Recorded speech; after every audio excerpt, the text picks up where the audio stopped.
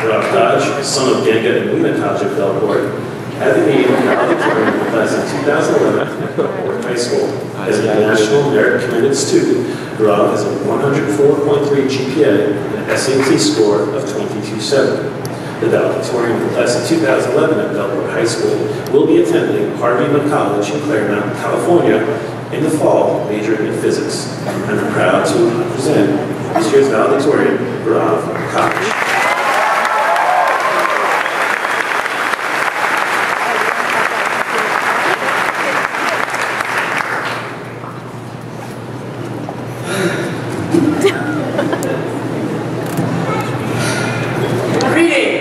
Greetings, my friends. While I'm up here, I believe it is my duty to give you a warning right now. I must warn you that you are about to see something that has never been seen before in human history.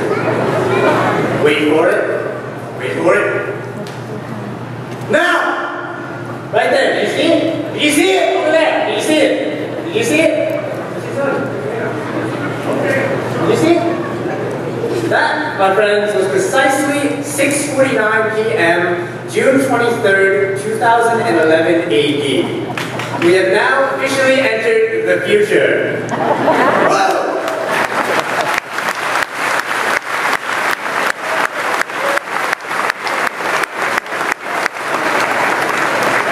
Now, I know there's a lot of misinformation out there, like all that nonsense about the future so far away. Now, I'm just always waiting for the future to arrive.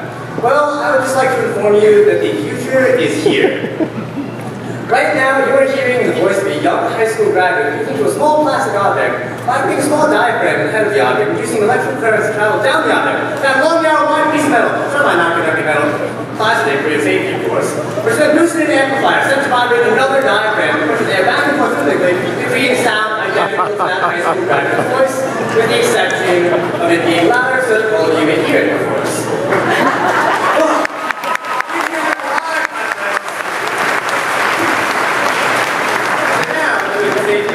Future arrived. That brings us conveniently to the topic I was asked to present, the future.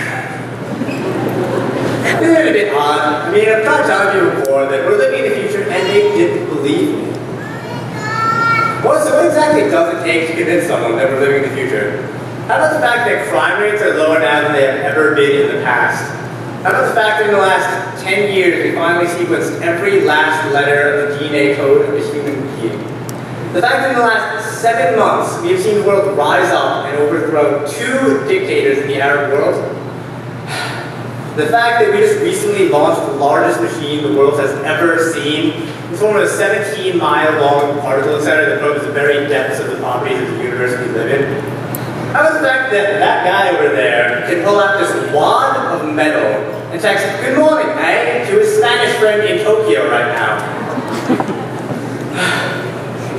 If this doesn't convince you, then I ask that you please escort yourself to the nearest wall and bang your head against it. I suppose, though, that there are some reasons to believe that the future has not arrived. After all, where are the flying cars? Where are my personal robot servants? Where's Tupac? If these are the questions you ask, I must request that you open your imagination. Actually, open your eyes to see everything that's already around you. We are the most advanced civilization that has ever existed, and we are growing faster and faster with every passing day. So, I've noticed that there's this odd tendency in people. They fear things. They see the world rushing forward, and they fear it. So they see the internet growing and expanding, and they fear it. I suppose that happened to anything new appears. You know, there are quite a few new things here right now, I would say. It's somewhat natural to fear what you do not know or do not understand. It's one of those rules we're born with.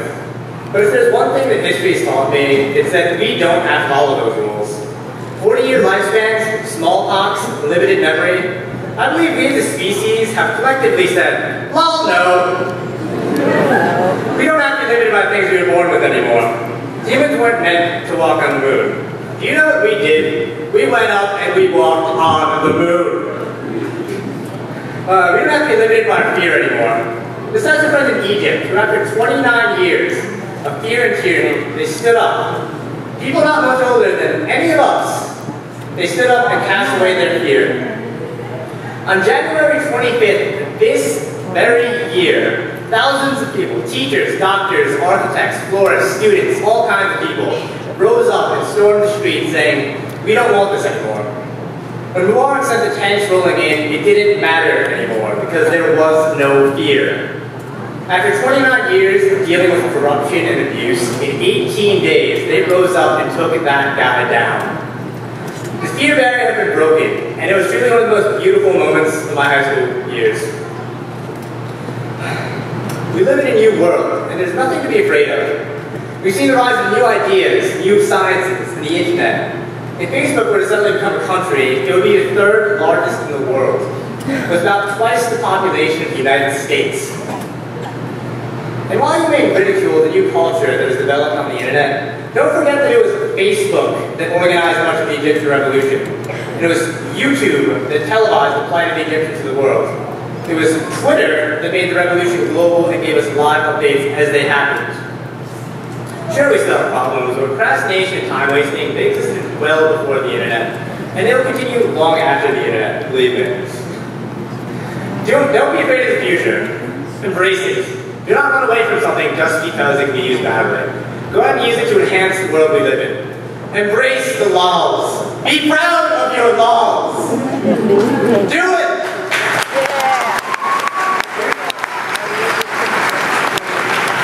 We really have a lot to look forward to. We're living in a time that has never existed before. Plans are already in store for setting up permanent lunar camps. Breakthroughs in medicine push our expected lifespans higher and higher. The private company Virgin Galactic has opened up spaceflight to the public for the first time. New democracy is emerging across the Arab world as I speak. The internet is spawning a new globalist culture, and it really annoys me when people say, "Oh my God, this world sucks." What world do you live in? And I remember that I was supposed to have some sort of quote or something that would help me convey my point about here. And while I believe that everyone should have a great deal of respect for the wise codes of the past, and we should do our best to soak up all the wisdom that they've given us, I realize this. Make your own freaking quote. I mean, this is all due respect to those quote sayers we've learned so much from. But this is our world now. We are the ones who are going to push this world forward, and we shall be the ones that compile the years and years of wisdom given to us by our ancestors. We are going to take responsibility. So let's make our own quotes. The term valedictorian means farewell sayer in Latin. So I think I'm supposed to say farewell or something like that. But does that really capture the mood that's right here? So, against everything that I was sent up here to do, and despite the fact that every one of you has lost the game, I say welcome! Welcome to the future, my friends! Embrace it and charge ahead! Class of 2011!